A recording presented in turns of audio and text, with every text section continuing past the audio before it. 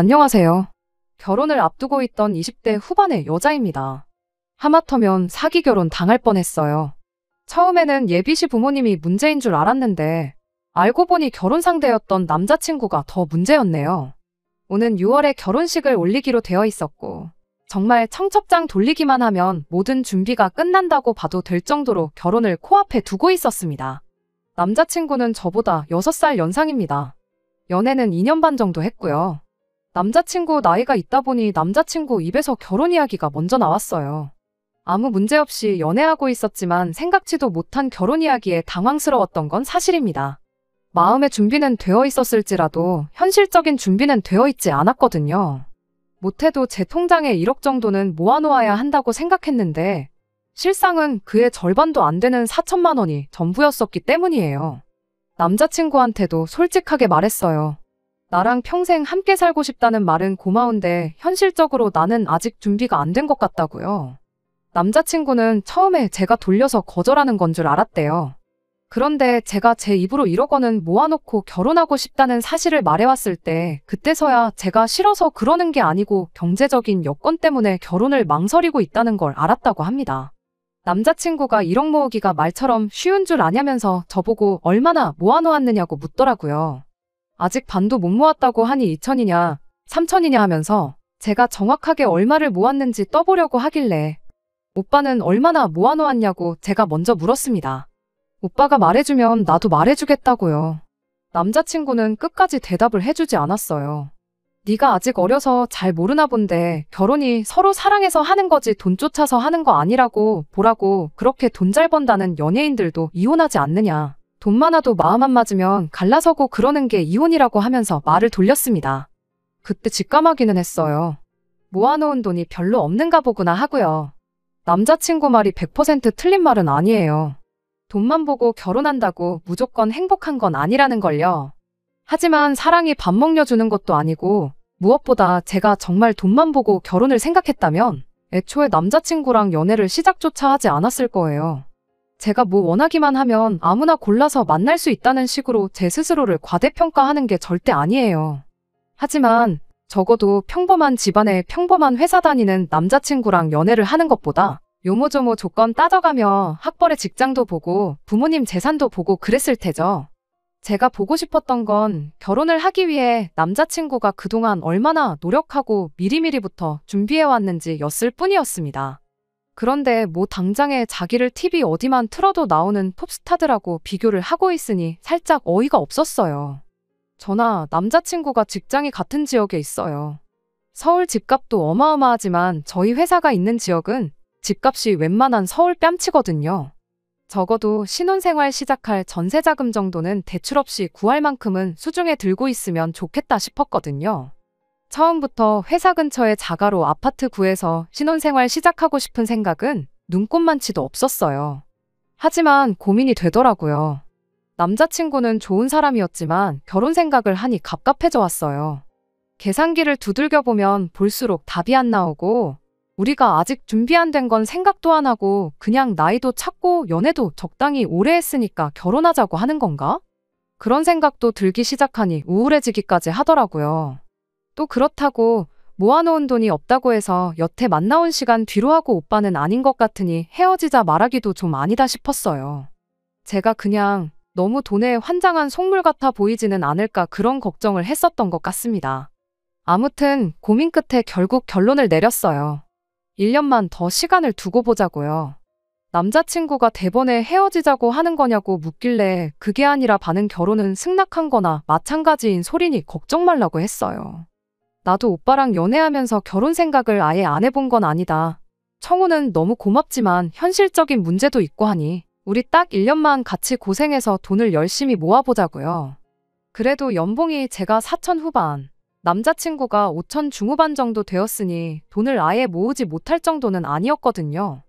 당장 불편하기야 하겠지만 회사 근처에 있는 원룸도 빼서 조금 더 저렴한 곳으로 들어가고 핸드폰도 당분간은 알뜰폰 요금 쓰고 김밥하고 떡볶이만 먹어도 되니까 데이트 비용도 한번 최대한 줄여보자고요. 그래서 둘이 딱 더도 말고 덜도 말고 6천만 원만 모아보자고 했죠. 제가 모아놓은 돈이 4천이 조금 넘었었으니 그거랑 합치기만 해도 1억이 될 테고. 남자친구가 말은 안 해줬지만 분위기 보아하니 1억은 절대 안 되겠지만 못해도 5천 정도는 모아놓았겠구나 싶었거든요. 그럼 그렇게만 더해도 1억 5천.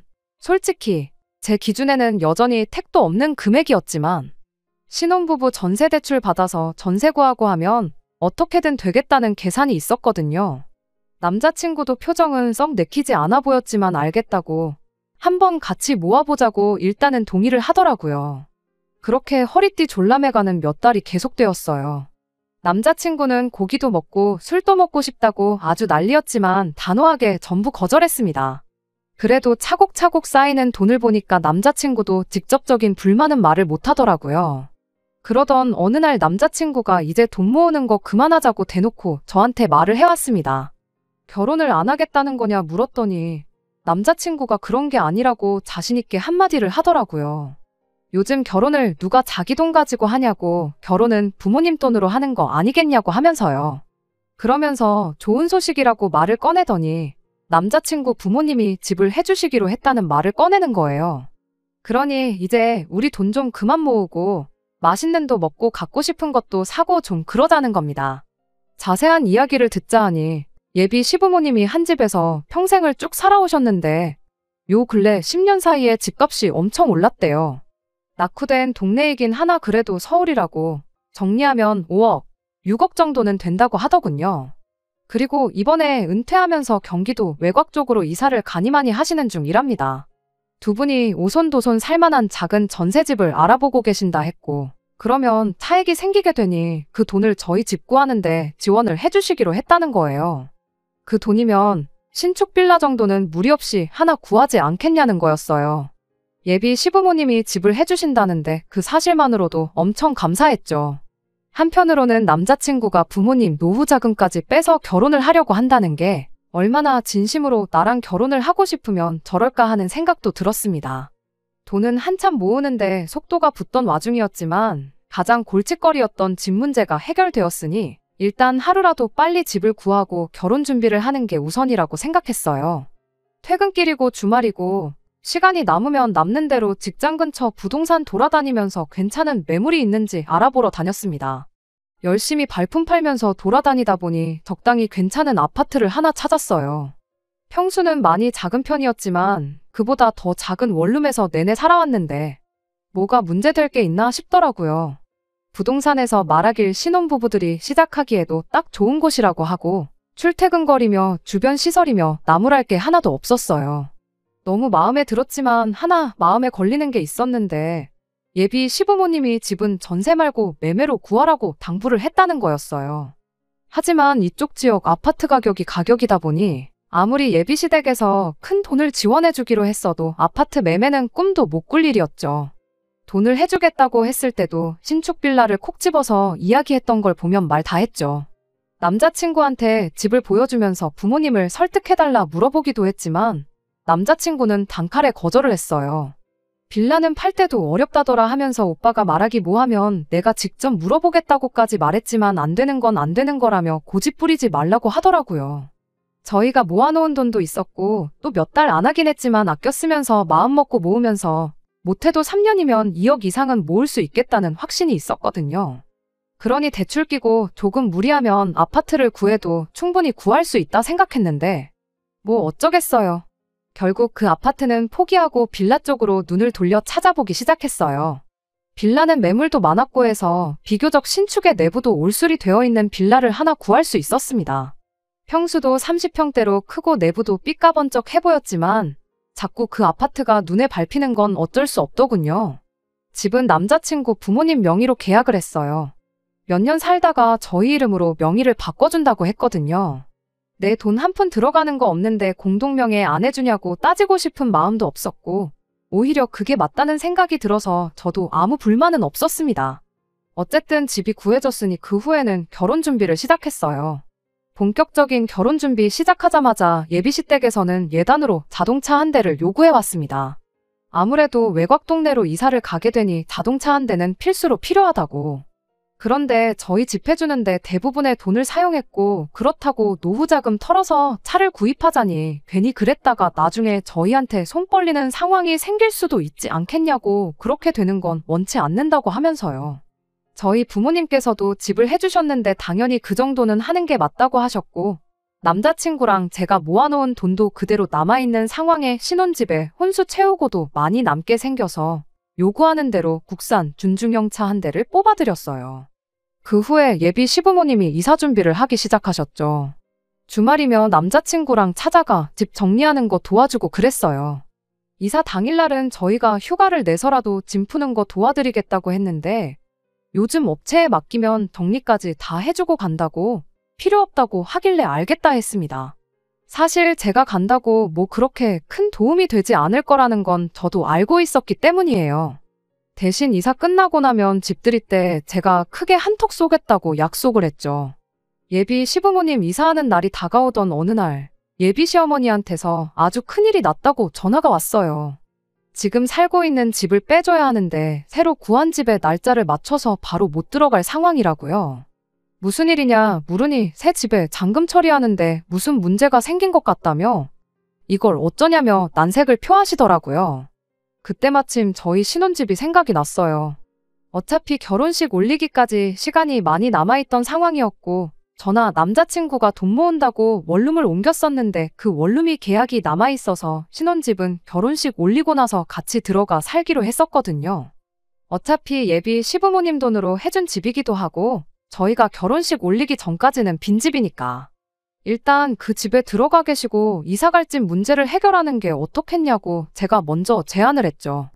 처음엔 예비 시부모님은 그래도 어떻게 신혼집인데 당신들이 들어가 살겠냐며 거절하셨어요. 저는 바보같이 이게 처음부터 전부 짜여진 판이라는 건 생각도 못하고 예비 시부모님을 설득했죠. 집을 빼줘야 하는 상황에 어디 가 계실 곳도 없는 거 아니냐. 그냥 몸만 가시는 것도 아니고 짐도 있는데 남자친구 원룸에 들어가 계실 상황도 아니지 않느냐고요. 잔금 문제만 해결되면 이삿날이야 다시 정하면 되는 거 아니겠냐고. 이사 비용이 2배로 들긴 하겠지만 그게 뭐가 중요하냐고 했죠. 예비 시부모님은 마지못해 그럼 그렇게 해야겠다고 저한테 고맙다고 해줬습니다. 이제와 생각해보면 제가 먼저 신혼집 이야기를 꺼내지 않았다면 예비시댁이 되었든 남자친구가 되었든 일단 당분간 신혼집에 가 있는 걸로 하자고 했을 거예요. 이미 다 짜여진 판이었고 외통수나 마찬가지인 상황에 그 계략에 보기 좋게 당해버린 거예요. 그렇게 예비 시부모님이 신혼집에 이삿짐을 옮겨놓고 며칠이 지나서 다시 저에게 연락이 왔어요. 아무래도 사기를 당한 것 같다며 이거 계약금만 날리게 생겼다고 앓는 소리를 하더라고요. 그때는 저도 붕괴해서 뭐 그런 사기꾼들이 다 있냐고 제가 힘닿는 데까지 도와드리겠다고 했죠. 예비 시부모님도 경찰에 아는 사람도 있고 하니 일단 이 집에서 지내면서 알아봐야겠다고. 신혼집인데 먼저 짐 풀어서 미안하다고 하시는데 저는 또 속도 없이 괜찮다고 대답을 했네요. 아무튼 그렇게 예비 시부모님이 신혼집에 당신들 짐을 풀게 되었습니다. 그런데 그때로부터 한 달 정도 지났을 때부터 무언가 이상하다는 생각을 받았어요. 언제부터인가 예비 시부모님하고 통화를 할 때면 뭐 알아보고 있다고만 하지 진행 과정이 어떻게 된다는지 자세한 건 하나도 모르고 계시더라고요. 그 알고 지낸다는 경찰분이 해결사니까 그분이 알아서 해주실 거다 하면서 너무 마음 놓고 지내고 있는데 계약금이라고 해도 한 푼 두 푼이 아닌데 그 어떤 걱정거리 하나 없어 보이는 게 의아했습니다. 그 뒤로부터 저는 매 주말마다 상황이 어떻게 되고 있냐고 물어봤지만 역시나 돌아오는 대답은 그 경찰분이 알아보고 있다더라. 진척이 있으면 먼저 연락을 주지 않겠냐. 힘들게 일하는 사람 보채봤자 반발심만 사지. 이럴 때는 그냥 조용히 기다리고만 있는 게 맞는 거라면서요. 신혼집에 들어갈 저희 가정가구도 알아보고 해야 할 텐데 결혼식 날짜가 다가오면 다가올수록 속이 타는 건 저 혼자뿐이지. 큰 돈을 사기당했다는 예비 시부모님도 신혼집에 저랑 같이 살림 차릴 남자친구도 그 누구도 급해 보이는 게 없었습니다. 혼자 마음 따라봤자 해결될 게 없으니 어떻게 저라도 나서서 해결을 봐야지 싶어서 아예 제가 신혼집으로 찾아갔어요. 예비 시부모님이 들어가 살기 시작한 이후로 한 번도 다녀가지 않았는데 들어가 보니 아주 제대로 짐을 풀어놓으셨더라고요.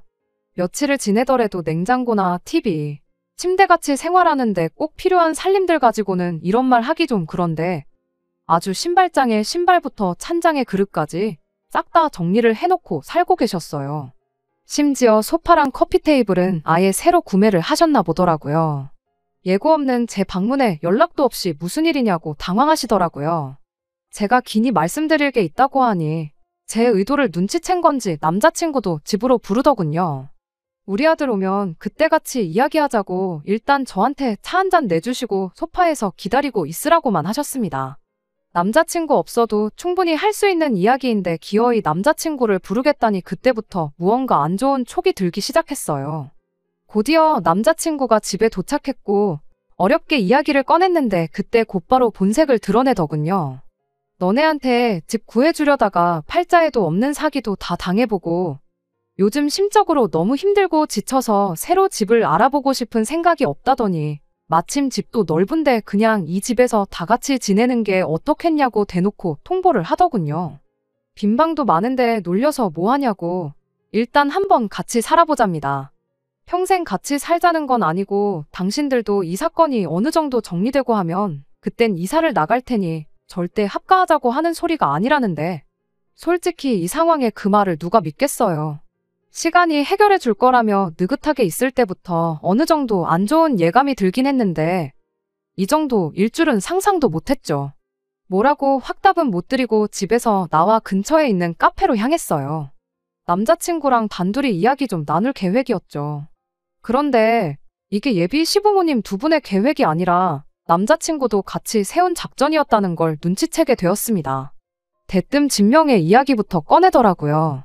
사실 따지고 보면 집도 우리 부모님 이름으로 되어 있는데 우리가 나서서 나가라 마라 할 수도 없는 노릇이지 않느냐고요. 그리고 생각해보면 우리한테 이득이라는 거예요. 일단 부모님이 살림살이 쓰던 거 다 가져왔고 필요한 건 전부 새 걸로 구입하셨으니 우리 혼수 비용을 아낄 수 있다는 거죠. 우리 대신 엄마가 집안일도 해주실 테고 나중에 아이까지 생기면 애들도 맡길 수 있는 거 아니냐고. 그냥 우리는 하던 대로 맞벌이 하면서 돈이나 모으고 있으면 되는 거 아니겠냐는 겁니다. 아무리 생각해도 우리가 이득 보는 것 밖에 없지 않냐고 저를 살살 꼬드기는데 그때 확신했던 것 같아요.